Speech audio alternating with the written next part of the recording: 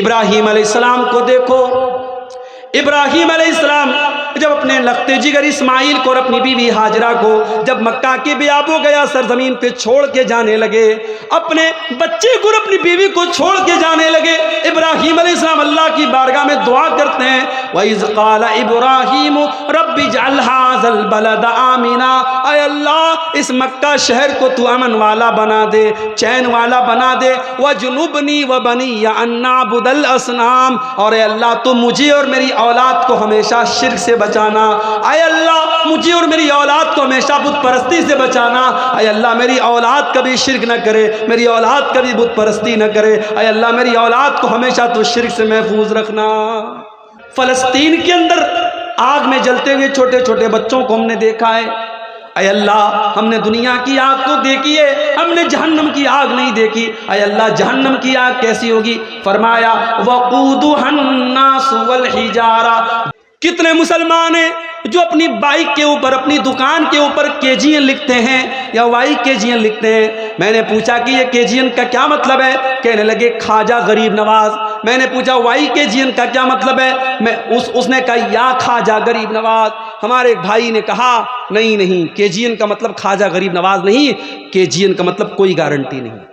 یا ایھا الذین آمنوا قوا انفسکم واہلیکم نارا، اے ایمان والو، اے اپنے آپ کو مسلمان کہنے والو، اے میرے آخری نبی کا کلمہ پڑھنے والو، اے اپنے آپ کو مومن کہنے والو، مسلمان کہنے والو، قوا انفسکم واہلیکم نارا، اپنے آپ کو اور اپنے پریوار کو، اپنی فیملی کو، اپنے بیوی بچوں کو، اپنے گھر والوں کو جہنم کی آگ سے بچاؤ۔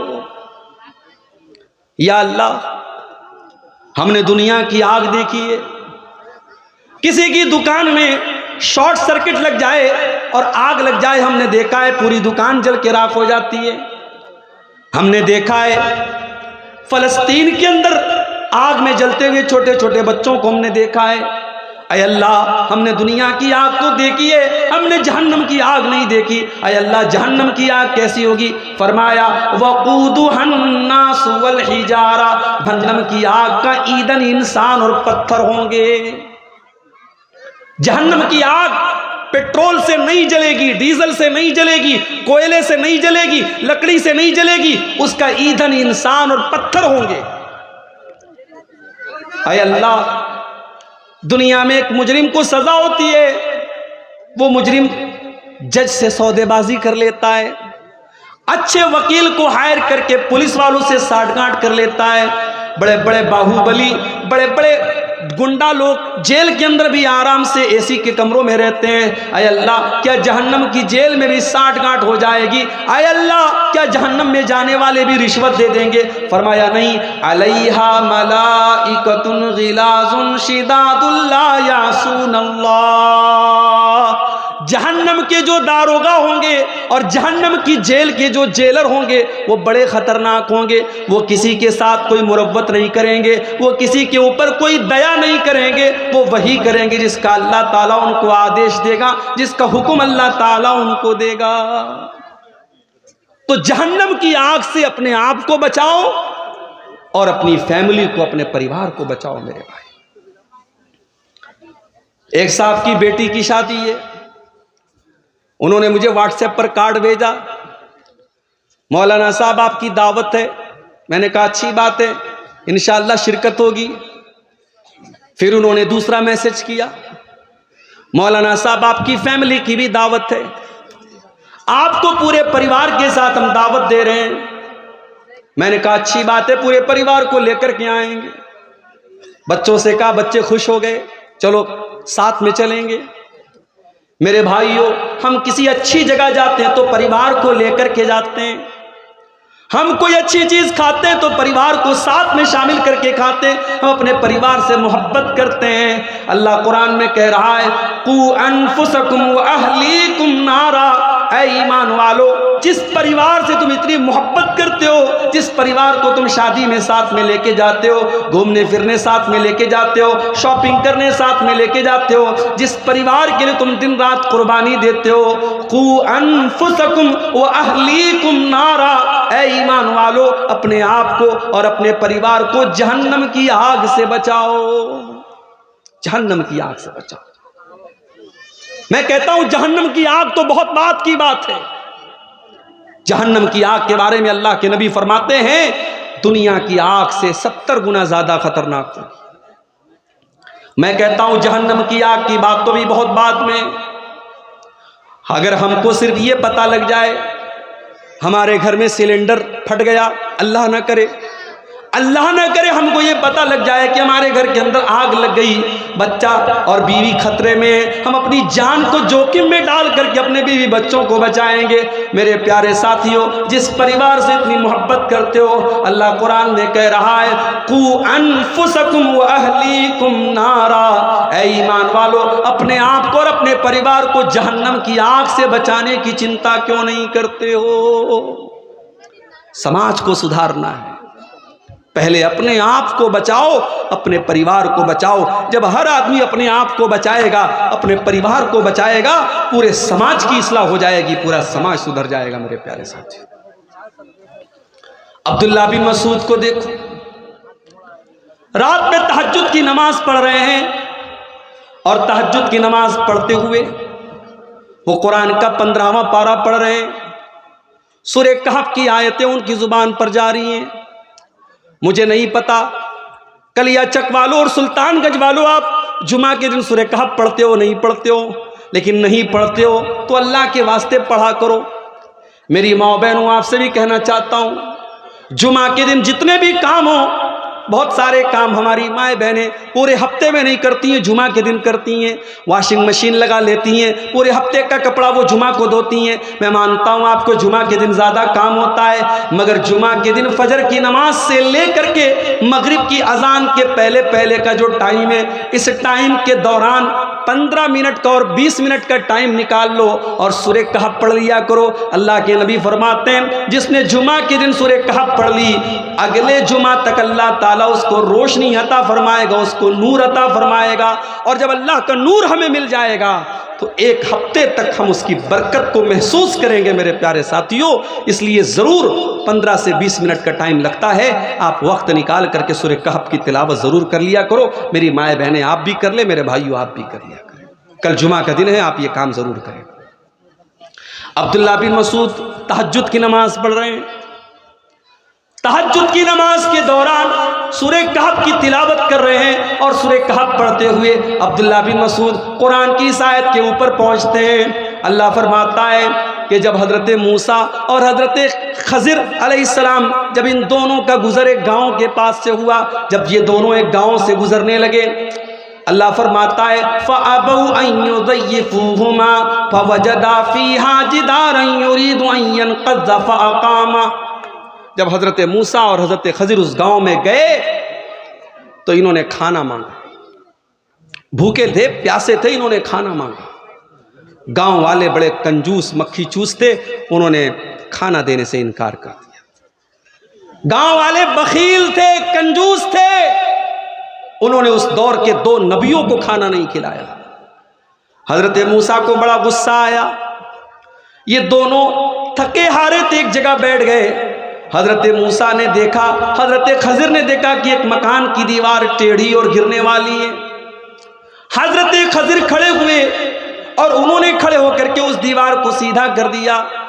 حضرت موسیٰ نے کہا لو شئت لاتخذت علیہ اجرا، اے خضر آپ کو یہ دیوار فری میں نہیں ٹھیک کرنی چاہیے تھی، ان کنجوس لوگوں نے ہمیں ایک ٹائم کا کھانا بھی نہیں کھلایا۔ اے خضر اگر آپ کو دیوار ٹھیک کرنا ہی تھا تو اس کی کوئی اجرت لے لیتے، کچھ پیسہ لے لیتے، آپ کو فری میں یہ کام نہیں کرنا چاہیے تھا۔ حضرت خضر نے جواب دیا وَأَمَّا الْجِدَارُ فَكَانَ لِغُلَامَيْنِ يَتِيمَيْنِ فِي الْمَدِينَةِ وَكَانَ تَحْتَهُ كَنْزٌ لَهُمَا وَكَانَ أَبُوهُمَا صَالِحًا۔ اے موسیٰ وہ دیوار 2 یتیم بچوں کے مکان کی دیوار ہے، اور اے موسیٰ اس مکان کے دیوار کے نیچے ان کے باپ نے مرنے کے پہلے خزانہ چھپایا ہوا تھا، اگر دیوار گر جاتی خزانہ سامنے آ جاتا اور خزانہ گاؤں کے لوگ لوٹ کے لے کے چلے جاتے۔ اے موسیٰ اللہ تعالیٰ نے مجھے یہ حکم دیا کہ ان بچوں کا خزانہ اگر گاؤں والے لوٹ لیں گے بچوں کے ساتھ بڑی ناانصافی ہو جائے گی، اللہ نے مجھے حکم دیا کہ میں دیوار کو سیدھا کر دوں تاکہ کل جب وہ بچے جوان ہو جائیں تو اپنے باپ کا خزانہ حاصل کر لیں۔ اب یہاں پہ جو بات پوائنٹ کی ہے میرے بھائی، بڑے غور سے سنیے گا، یہاں جو پوائنٹ کی بات ہے وہ کیا ہے؟ وَكَانَ أَبُوهُمَا صَالِحًا، ان دونوں یتیم بچوں کا باپ ایک نیک انسان تھا۔ باپ جب نیک تھا تو اللہ تعالیٰ نے نیک باپ کا خزانہ ڈوبنے نہ دیا، نیک باپ کے بچوں کو اس کے خزانے سے محروم نہ کیا۔ عبداللہ بن مسعود جب قرآن کی اس آیت پر پہنچے وَكَانَ أَبُوهُمَا صَالِحًا، ان بچوں کا باپ ایک نیک انسان تھا، اس آیت کو پڑھ کر کے عبداللہ بن مسعود رونے لگے، ان کی آنکھوں سے آنسو بہنے لگے۔ جب انہوں نے سلام پھیرا ان کا چھوٹا بچہ سو رہا تھا، عبداللہ بن مسعود نے اپنے بچے کی طرف اشارہ کر کے فرمایا من اجلک یا بنیا، اے میرے بچے تیرا باپ رات میں تہجد پڑھ رہا ہے، تیرا باپ رات میں اللہ کی بارگاہ میں آنسو بہا رہا ہے، اے میرے بچے تیرا باپ تیرے لیے یہ سارا کام کر رہا ہے، یہ کام یہ راتوں میں اٹھ کر کے عبادت کرنے کا کام تیرا باپ تیرے لیے کر رہا ہے کہ کل تو سکھی رہے، کل تو اللہ کے یہاں بھی نجات پا جائے اور دنیا میں بھی تو چین سے رہے۔ اے میرے بچے تیرا باپ اس لیے یہ کام کر رہا ہے۔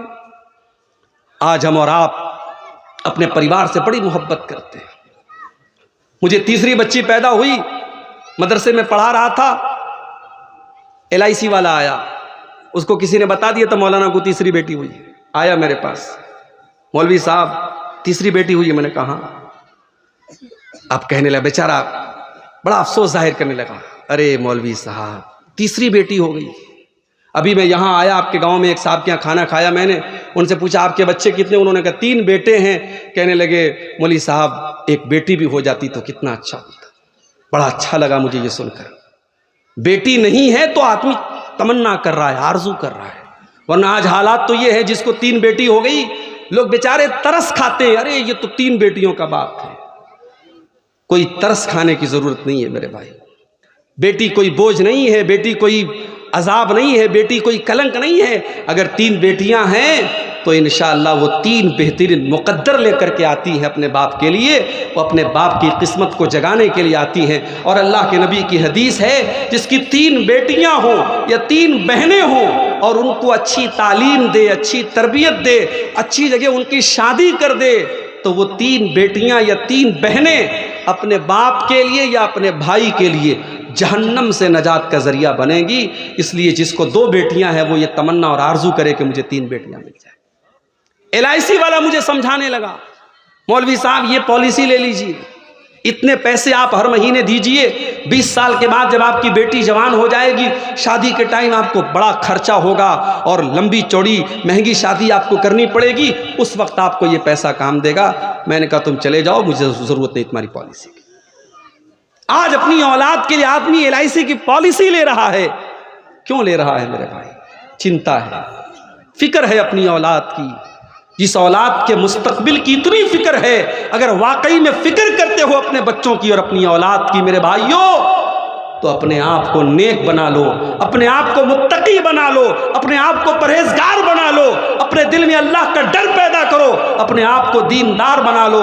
اللہ کی قسم اس سے بڑا انویسٹمنٹ کوئی نہیں ہے، اس سے بڑا آپ کے اپنے بچوں کے بہتر فیوچر کے لیے، بہتر مستقبل کے لیے اس سے بڑا کوئی قدم نہیں ہے۔ اگر آپ نیک ہیں، اگر ہم نیک ہیں، ہمارے بچوں کے مستقبل کی حفاظت اللہ تعالیٰ کرے گا جس طریقے سے ان 2 یتیم بچوں کے مال کی حفاظت اللہ تعالیٰ نے کی تھی۔ سماج کو سدھارنا ہے، پہلے ہم اپنے آپ کو سدھاریں۔ سب سے پہلا کام کیا کرنا ہے؟ اگر سماج کو سدھارنا ہے، ہمارے بدن میں ہلکی پھلکی سردی زکام اور بخار ہوتا ہے اور ساتھ میں ہم کو یہ پتہ لگ جائے کہ ہم کو کوئی بڑی بیماری ہو گئی ہے۔ ابھی تلڈانگا کے ایک بہت مشہور ہماری جماعت کے حاجی جہانگیر صاحب کے یہاں میں دوپہر میں ایک دن ان کی عیادت کرنے کے لیے گیا۔ مجھے پتہ لگا کئی دن سے وہ بیمار ہیں، ان کی عیادت کرنے کے لیے میں گیا، اور جب میں ان کے یہاں پہنچا انہوں نے کہا کہ مولانا صاحب ایک دن اپنے گھر میں چلتے چلتے میں گر گیا تھا، کمر کی ہڈی کریک ہو گئی، بستر پڑ گئے، کئی مہینوں بستر پڑے رہے۔ ظاہر ہے کہ اب ان کو اتنی بڑی بیماری ہو گئی، اب ان کو سردی زکام اگر ہوگا وہ ڈاکٹر سے سردی زکام کے بارے میں ڈسکس نہیں کریں گے، وہ پہلے اپنی ہڈی کے بارے میں ڈسکس کریں گے، کیونکہ وہ بڑی بیماری ہے۔ بنارس میں ہمارے ایک رشتہ دار میں بالکل نوجوان لڑکا، 25-30 سال کا نوجوان لڑکا بالکل اچانک بیمار پڑتا ہے، ڈاکٹر کو دکھاتا ہے، چیک اپ کرایا جاتا ہے، ڈاکٹر کہتے ہیں اس کو ٹی بی ہو گیا ہے۔ کل تک جو نوجوان چلتا پھرتا نوجوان تھا آج بستر پڑا ہوا ہے، سوکھ کے لکڑی ہو چکا ہے، سوکھ کے کانٹا ہو چکا ہے، ایک بڑی خطرناک بیماری ٹی بی نام کی اس کو پکڑ چکی ہے۔ بنارسی میں میرا جاننے والا ایک نوجوان لڑکا بلڈ کینسر کا مریض ہوتا ہے، 1 مہینہ 1.5 مہینہ ہاسپٹل میں ایڈمٹ رہتا ہے، پھر اللہ کو پیارا ہو جاتا ہے، انتقال ہو جاتا ہے اس بچے کا۔ میرے پیارے بھائیوں، میری پیاری ماں بہنوں، ہمیں بڑی بیماری ہوتی ہے ہم پہلے اس کا علاج کراتے ہیں، ہم چھوٹی چھوٹی بیماریوں کو بعد میں دیکھتے ہیں۔ سماج کی اگر اصلاح کرنی ہے، سماج کو سدھارنا ہے، سماج کا سب سے بڑی بیماری کیا ہے، سماج کا سب سے بڑا پاپ کیا ہے، سماج کا سب سے بڑا گناہ کیا ہے؟ سماج کا سب سے بڑا گناہ اللہ کے ساتھ شرک کرنا ہے۔ اس دھرتی کے اوپر اللہ کے ساتھ شرک کیا جائے، اللہ کو چھوڑ کر کے کسی اور کے آگے سجدہ کیا جائے، اللہ کو چھوڑ کر کے کسی اور سے مدد مانگی جائے، اللہ کو چھوڑ کر کے کسی اور کی بڑائی بیان کی جائے، اس سے بڑا پاپ کوئی نہیں، اس سے بڑا گناہ کوئی نہیں ہے۔ دنیا کا سب سے بڑا پاپ شرک ہے میرے بھائی۔ ہمیں یہ پتہ لگ جائے ہمارے پڑوس کا نوجوان لڑکا زنا کر رہا ہے، ہم کو یہ پتہ لگ جائے پڑوسی شراب پی رہا ہے، ہمیں بڑا برا لگتا ہے کہ یہ تو شرابی ہے، یہ تو زانی ہے، یہ تو بلاತ್ಕಾری ہے، یہ تو بدکار ہے، ہم بڑی گھৃণا سے بڑی نفرت کی نظر سے اس کو دیکھتے ہیں۔ مگر ہمارے پڑوس والا اللہ کو چھوڑ کر کے قبر پہ جا کر کے سجدہ کر رہا ہے، کسی پتھر کے بت کے آگے سجدہ کر رہا ہے، کسی جانور کے آگے ہاتھ جوڑ رہا ہے، پتھر کی شرمگاہ بنا کر کے اس کی پوجا کر رہا ہے، اللہ کو چھوڑ کر کے غیر اللہ کی عبادت کر رہا ہے، ہمیں کوئی فرق نہیں پڑتا ہے، ہمیں اس میں کوئی برائی نظر نہیں آتی ہے۔ معاف کرنا میرے بھائیوں، شراب پینا غلط کام ہے، زنا کرنا غلط کام ہے، چوری کرنا غلط کام ہے، مگر شرک کرنا سب سے بڑا غلط کام ہے۔ اللہ چوری کرنے والے کو معاف کر سکتا ہے، اللہ زنا کرنے والے کو معاف کر سکتا ہے، اللہ شراب پینے والے کی مغفرت کر سکتا ہے، مگر شرک کرنے کے بعد جو بغیر توبہ کی دنیا سے چلا گیا، اللہ قرآن میں اعلان کرتا ہے انہ من یشرک باللہ فقد حرم اللہ علیہ الجنہ ومأواہ النار۔ او لوگوں جو شرک کر کے دنیا سے چلا گیا اور اسی حالت میں اس کا انتقال ہو گیا، اسی حالت میں وہ مر گیا، اس کا ٹھکانہ جہنم ہے، وہ جنت میں کبھی نہیں جائے گا، جنت اس کے لیے حرام کر دی، حرام، جنت حرام ہے اس کے لیے۔ میرا اللہ جو غفور الرحیم ہے، جو معاف کرنے والا ہے، جو غفار ہے، جو غفور ہے، جو رحمان ہے، جو رحیم ہے، میرا اللہ جو اپنے بندوں سے بہت زیادہ محبت کرتا ہے، ایک ماں کو اپنے بچے سے جتنا پیار ہے اس سے کہیں زیادہ پیار اللہ اپنے بندوں سے کرتا ہے، مگر وہ غفور الرحیم، وہ رحمت والا پروردگار اپنے قرآن میں کیا کہتا ہے؟ ان اللہ لا یغفر ان یشرک بہ ویغفر ما دون ذلک لمن یشاء۔ میرے بندو ہم اور گناہوں کو تو معاف کر دیں گے مگر شرک ہماری بارگاہ میں معاف نہیں ہوگا، تم اللہ کے ساتھ شرک کر کے آؤ گے تو ہم تمہیں معاف نہیں کریں گے، مشرک کی معافی نہیں ہوگی اللہ کے یہاں۔ مسلمان اس کو ہلکے میں لیتا ہے، کتنے مسلمان اس کو ہلکے میں لیتے ہیں، ان کے لیے شرک کوئی بڑی بات نہیں ہے، دنیا کا سب سے بڑا پاپ شرک ہے میرے بھائی۔ اللہ قرآن میں 18 نبیوں کا تذکرہ فرماتا ہے، ابراہیم، موسیٰ، عیسیٰ اور یونس اور یوسف اور آدم اور نوح کا تذکرہ فرماتا ہے۔ 18 نبیوں کا ذکر کرنے کے بعد اللہ فرماتا ہے وَلَوْ أَشْرَكُوا لَحَبِطَ عَنْهُمْ مَا كَانُوا يَعْمَلُونَ۔ میرے یہ 18 پیغمبر بھی اگر شرک کر دیتے، اگر یہ بھی مشرک ہو جاتے، اگر ان سے بھی شرک ہو جاتا تو ان کی تمام نیکیاں برباد ہو جاتی۔ پتہ ہے آج آپ کو آج تاریخ کتنی ہے؟ بتاؤ بھائی تاریخ کتنی ہے آج؟ 18۔ میں عربی کی تاریخ پوچھ رہا ہوں، عربی کی تاریخ پوچھ رہا ہوں۔ اسلامی کیلنڈر کی تاریخ کتنی ہے معلوم ہے کسی کو؟ نہیں معلوم ہے مولوی صاحب۔ اسلامی کیلنڈر کی تاریخ کب پتہ چلتی ہے؟ جب رمضان کا مہینہ آتا ہے تب جوڑتے ہیں، آج پہلا روزہ، ہائے ہائے آج دوسرا روزہ، آج تیسرا روزہ۔ رمضان کی برابر یاد ہوتی ہے۔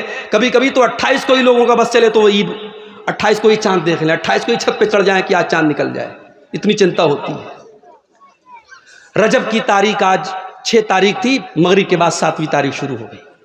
یہ رجب کی جو 7 تاریخ ہے یہ خواجہ معین الدین چشتی اجمیری رحمت اللہ علیہ کا عرس منایا جاتا ہے۔ ابھی فیس بک کے اوپر میرے بہت سارے دوستوں کا میسج آیا کہ بمبئی میں جگہ جگہ دکانوں کو بڑا سجایا جا رہا ہے اور بڑے کھانے پینے کی چیزیں بانٹی جا رہی ہیں۔ آج خواجہ غریب نواز کا عرس ہے، جو غریبوں کو نوازتا ہے اس خواجہ کا عرس ہے۔ میرے پیارے ساتھیوں، آج بھارت کے کروڑوں مسلمان ایک اللہ کے نیک بندے کو، ایک اللہ کے ولی کو غریب نواز کا لقب دے رہے ہیں۔ کتنے مسلمان ہیں جو اپنی بائک کے اوپر، اپنی دکان کے اوپر KGN لکھتے ہیں یا YKGN لکھتے ہیں۔ میں نے پوچھا کہ یہ KGN کا کیا مطلب ہے؟ کہنے لگے خواجہ غریب نواز۔ میں نے پوچھا YKGN کا کیا مطلب ہے؟ اس نے کہا یا خواجہ غریب نواز۔ ہمارے ایک بھائی نے کہا نہیں KGN کا مطلب خواجہ غریب نواز نہیں، KGN کا مطلب کوئی گارنٹی نہیں، اور YKGN کا مطلب یقیناً کوئی گارنٹی نہیں۔ میں نے کہا بہت صحیح جملہ، اس نے اس کی بالکل صحیح فل فارم بتائی ہے۔ غریب نواز اگر کوئی ذات ہے تو اللہ کی ذات ہے میرے بھائی۔ آج مسلمان کسی اور کو غریب نواز کہہ رہا ہے۔ کرناٹک کے گلبرگہ میں گیا، وہاں ایک درگاہ ہے، اس درگاہ میں جو مزار ہے اس مزار کو کہا جاتا ہے یہ بندہ نواز کی مزار ہے، یعنی یہ وہ بزرگ ہیں جو بندوں کو نوازتے ہیں۔ ہمارے پڑوسی ملک پاکستان میں ایک بہت بڑا مزار ہے، وہ کس کا مزار ہے؟ داتا شریف کا مزار ہے۔ وہ داتا ہیں، وہ سب کو دیتے ہیں۔ حضرت علی کا نام آتا ہے، ہمارے بہت سارے مسلمان بھائی کہتے ہیں یا علی مشکل کشا، یعنی علی کون ہے؟ مشکل کو دور کرنے والے۔ شیخ عبد القادر جیلانی جس مہینے میں پیدا ہوئے وہ مہینہ آتا ہے، ہمارے بہت سارے بھائی کہتے ہیں یہ غوث اعظم کا مہینہ ہے۔ شیخ عبد القادر جیلانی کون ہے؟ غوث اعظم ہے۔ غوث اعظم مطلب سب سے بڑی مدد کرنے والے۔ میرے پیارے ساتھیوں، کان کھول کر کے سن لو، اگر غریب نواز کوئی ہے تو اللہ ہے، اگر بندہ نواز کوئی ہے تو اللہ ہے، اگر داتا کوئی ہے تو اللہ ہے، اگر غریبوں کو دینے والا کوئی ہے تو اللہ ہے، اگر مشکل کشا کوئی ہے تو اللہ ہے، اگر غوث اعظم کوئی ہے تو اللہ ہے۔ اور مجھے ایک سوال کا جواب دے دو، جب شیخ عبد القادر جیلانی اپنی ماں کے پیٹ میں تھے، جب خواجہ معین الدین چشتی اجمیری اپنی ماں کے پیٹ میں تھے، جب یہ تمام بزرگان دین اپنی ماں کے پیٹ میں تھے، دنیا میں تو ابھی آئے بھی نہیں تھے، ابھی تو دنیا ان کا نام بھی نہیں جانتی تھی۔ اپنی ماں کے پیٹ میں جب یہ اللہ کے نیک بندے تھے، ان کو ماں کے پیٹ میں آکسیجن کون پہنچاتا تھا؟ ان کو ماں کے خون کے ذریعے ان کے بدن میں آکسیجن کون پہنچاتا تھا؟ ان کو غذا کون پہنچاتا تھا؟ ان کی ماں کے پیٹ میں 9 مہینے کس نے ان کو پالا؟ کس نے ماں کے پیٹ میں ان کو الگ الگ پروسیس میں رکھا اور کس نے ان کو دنیا میں پیدا کیا؟ میرے پیارے ساتھیوں، خواجہ غریب نواز جن کو تم کہتے ہو، جن کو بندہ نواز تم کہتے ہو، جن کو غوث اعظم تم کہتے ہو، جن کو دستگیر تم کہتے ہو، جن کو مشکل کشا تم کہتے ہو، یہ بھی جب اپنی ماں کے پیٹ میں تھے تب بھی یہ ان کی مدد کرنے والا اللہ تھا، ان کی بگڑی سننے والا، ان کی بگڑی بنانے والا، ان کو غذا پہنچانے والا، ان کو زندگی دینے والا اللہ تھا۔ اسی لیے میرا اللہ قرآن میں کہتا ہے یا ایھا الناس انتم الفقراء الی اللہ، اے لوگو تم سب کے سب اللہ کے محتاج ہو، تم سب کے سب اللہ کے فقیر ہو، اور اللہ کی ذات اکیلی ہے جو بے نیاز ہے، جو قابل تعریف ہے۔ شرک سے بچاؤ میرے بھائیو اپنے آپ کو۔ دنیا کا سب سے بڑا پاپ اگر کوئی ہے تو شرک ہے، اور اس شرک سے اپنے آپ کو بھی بچاؤ اور اپنے پریوار کو بھی بچاؤ۔ اگر نہیں بچاؤ گے، ہم نے دیکھا ہے بہت سارے علاقوں میں باپ پکا اہل حدیث ہے، باپ نے کبھی شرک نہیں کیا، باپ نے کبھی تعویذ نہیں پہنا، باپ نے کبھی مزار پہ قبر پہ جا کے سجدہ نہیں کیا، مگر اس کی اولاد آج قبروں پہ جا کے سجدہ کر رہی ہے، اس کے بچے، اس کی بچیاں آج گلے میں تعویذ پہن کے لٹکا کے چل رہے ہیں۔ میرے بھائیوں، اپنے عقیدے کے ساتھ ساتھ اپنے بچوں کی عقیدے کی بھی فکر کرو۔ ابراہیم علیہ السلام کو دیکھو، ابراہیم علیہ السلام جب اپنے لخت جگر اسماعیل کو اور اپنی بیوی ہاجرہ کو جب مکہ کی بیاب ہو گیا سرزمین پہ چھوڑ کے جانے لگے، اپنے بچے کو اور اپنی بیوی کو چھوڑ کے جانے لگے، ابراہیم علیہ السلام اللہ کی بارگاہ میں دعا کرتے ہیں، وَإِذْ قَالَ إِبْرَاهِيمُ رَبِّ اجْعَلْ هَٰذَا الْبَلَدَ آمِنًا، اے اللہ اس مکہ شہر کو تو امن والا بنا دے، چین والا بنا دے، وَجْنُبْنِي وَبَنِيَّ أَن نَّعْبُدَ الْأَصْنَامَ، اور اے اللہ تو مجھے اور میری اولاد کو ہمیشہ شرک سے بچانا، اے اللہ مجھے اور میری اولاد کو ہمیشہ بت پرستی سے بچانا، اے اللہ میری اولاد کبھی شرک نہ کرے، میری اولاد کبھی بت پرستی نہ کرے، اے اللہ میری اولاد کو ہمیشہ تو شرک سے محفوظ رکھنا۔ اپنے بچوں کے عقیدے کی فکر کرو میرے بھائی، اپنی لڑکیوں کی شادی کرو تو جہاں تم یہ دیکھتے ہو لڑکا انجینئر ہے کہ نہیں ہے، لڑکا ڈاکٹر ہے کہ نہیں ہے، لڑکے کا مکان شاندار ہے کہ نہیں ہے، جب اپنی لڑکیوں کی شادی کرو تو یہ بھی دیکھا کرو لڑکے والوں کے یہاں توحید ہے کہ نہیں ہے، لڑکے والے قرآن و حدیث پر چلنے والے ہیں کہ نہیں ہے، کہیں ایسا تو نہیں ہم نے زندگی بھر اپنی بچی کو شرک سے بچایا اور میری بچی وہاں جا کر کے مزار پہ جا کر کے اس کو سجدہ کرنا پڑے گا، میں نے اپنی بچی کو کبھی کوئی حرام چیز نہیں کھلائی اور اس گھر میں جا کر کے اس کو غیر اللہ کے چڑھاوے اس کو کھلائے جائیں گے۔ میرے بھائیوں اگر آپ نے اپنی بچیوں کی شادی ایسے گھروں میں کر دی جہاں شرک ہو رہا ہے، جہاں مزاروں پر سجدہ ہو رہا ہے، جہاں قبروں پر سجدہ ہو رہا ہے، تو گویا کہ آپ نے اپنے ہاتھ سے اپنی بچی کا گلا دبا دیا، آپ نے اپنے ہاتھوں سے اپنی بچیوں کو قتل کر دیا۔ دنیا میں اپنے بچوں کو قتل کر دینا اتنا بڑا گناہ نہیں ہے جتنا بڑا گناہ اپنے بچوں کو جہنم کی آگ میں جھونک دینا ہے۔ میرے بھائیوں اپنے ساتھ ساتھ اپنی اولاد کے عقیدے کی اور توحید کی فکر کرو اور آگے بڑھیے۔ سماج کو سدھارنا ہے، سماج کی اصلاح کرنا ہے۔ دوسرا کام آپ کو کیا کرنا ہے؟ پہلا تو سمجھ گئے آپ، شرک سے بچانا ہے۔ دوسرا کام کیا کرنا ہے؟ قرآن سے یہ امت آج بہت دور ہو گئی ہے۔ میرے نوجوان ساتھیوں اپنے دل پر ہاتھ رکھ کے بتانا آخری بار آپ نے قرآن کب پڑھا تھا؟ او میری پیاری ماں بہنوں ذرا ایمان سے بتانا کہ آخری بار آپ نے قرآن کب پڑھا تھا؟ ہمارے کتنے نوجوان ہیں جنہوں نے آخری بار قرآن رمضان کے مہینے میں پڑھا تھا، دوسرا رمضان آنے والا ہے، بیچ میں ایک بار بھی فرصت نہیں ملی کہ قرآن کو اٹھا کر کے پڑھ سکے۔ او لوگو واٹس ایپ پر تو روز تم اپنے دوستوں کے میسج چیک کرتے ہو اور فیس بک کے اوپر تو ڈیلی دیکھتے ہو کتنے لوگوں نے لائک کیا، کتنے لوگوں نے ڈس لائک کیا، تمہاری پوسٹ کو کتنے لوگوں نے دیکھا، تمہارے اسٹیٹس کو کتنے لوگوں نے دیکھا۔ او میری بہنوں تم انسٹاگرام پر کوئی چیز پوسٹ کر کے دیکھتی ہو، ہماری پوسٹ کو کتنے لوگوں نے لائک کیا۔ او لوگو یہ قرآن بھی تو اللہ کا کلام ہے، یہ قرآن بھی تو اللہ کا میسج ہے، یہ قرآن بھی تو اللہ کا پیغام ہے، اس قرآن کو تم کھولنے کی ضرورت کیوں نہیں محسوس کرتے؟ قرآن کو کیوں نہیں پڑھتے میرے بھائی؟ قرآن کو ہم نے برکت کی کتاب بنا دیا، قرآن کو ہم نے گلے میں تعویذ بنا کے لٹکانے کی کتاب بنا دی۔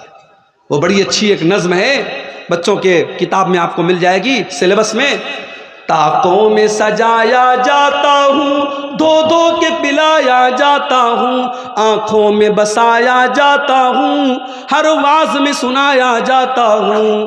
قرآن برکت کی کتاب بنا کے رکھ دیا گیا، طاقوں میں سجا دیا گیا، آنکھوں میں بسا لیا گیا۔ قرآن پر کوئی غور کرنے کو تیار نہیں ہے، قرآن کو کوئی پڑھنے کو تیار نہیں ہے۔ او میرے بھائیو میری بہنوں آج قرآن کا بنگلہ بھاشا میں بھی انواد ہو چکا ہے، قرآن کا انگلش میں بھی ٹرانسلیشن موجود ہے، قرآن کا اردو میں بھی ترجمہ موجود ہے۔ جو بھاشا آپ کو آتی ہو، جو لینگویج آپ کو آتی ہو، اس زبان میں قرآن کو سمجھنے کی کوشش کرو، قرآن کو پڑھا کرو، قرآن پر غور کیا کرو، یہ بڑی برکت والی کتاب ہے۔ اللہ قرآن میں کہتا ہے وقال الرسول یا رب ان قوم اتخذوا هذا القرآن مہجورا، قیامت کے دن اللہ کے پیارے رسول کہیں گے کہ اے اللہ میری قوم نے قرآن کو چھوڑ دیا تھا، میری قوم نے، میری امت نے قرآن کو چھوڑ دیا تھا۔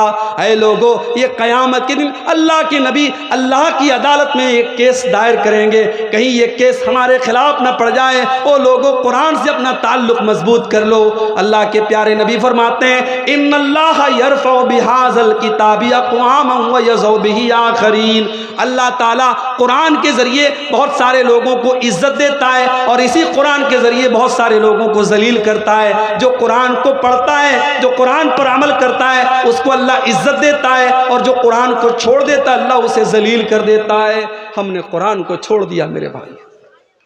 موبائل 1 گھنٹے کے لیے ڈسچارج ہو جائے، ہمارے نوجوانوں کی تو ایسا لگتا ہے سانس اٹک گئی، سانس اٹک گئی، ایسا لگتا ہے 1 گھنٹے میں کتنا امپورٹنٹ کام اس کا چھوٹ رہا ہے، کتنے میسج بیچارہ بھی نہیں دیکھ پا رہا ہے، کتنے واٹس ایپ پر اس کے دوستوں نے ویڈیو اور فوٹو بھیجے ہوں گے وہ نہیں دیکھ پا رہا ہے۔ اور قرآن ایک ایک مہینہ، ایک ایک سال گزر جاتا ہے اور قرآن ہمیں پڑھنے کی توفیق نہیں ہوتی ہے۔ میرے بھائیوں، یہ امت قرآن سے دور ہے، قرآن سے اپنا تعلق مضبوط کرو، اس کے بغیر سماج کی اصلاح نہیں ہو سکتی۔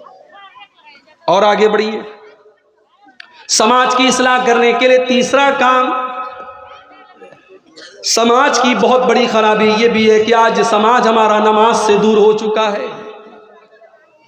اسی بنگال کے علاقے میں، اسی جھارکھنڈ کے اور بہار اور بنگال کے علاقے میں میں نے دیکھا ہے کہ رات بھر تقریر ہوتی ہے، فجر کی اذان کے ٹائم جلسہ ختم ہوتا ہے، الصلاۃ خیر من النوم کی آواز دے کر کے فجر کی اذان ہو رہی ہے، مؤذن چلا چلا کے کہہ رہا ہے الصلاۃ خیر من النوم۔ او لوگوں، نماز نیند سے بہتر ہے، او لوگوں نماز نیند سے بہتر ہے۔ رات بھر تقریر سننے والا فجر کی نماز کے ٹائم جا کے گھر میں سو جاتا ہے اور فجر کی نماز نہیں پڑھتا ہے۔ او لوگوں، مسجد آپ بنانے جا رہے ہیں، بہت اچھی بات ہے، مسجد بنا لیجئے، اللہ آپ کو مسجد کی تعمیر کی توفیق دے، مگر یاد رکھنا اگر آپ نے مسجد بنا لی لیکن مسجد کو نمازیوں سے آباد نہ کیا تو شاعر کہتا ہے مسجد تو بنا لی شب بھر میں ایمان کی حرارت والوں نے، مسجد تو بنا لی شب بھر میں ایمان کی حرارت والوں نے، من اپنا پرانا پاپی تھا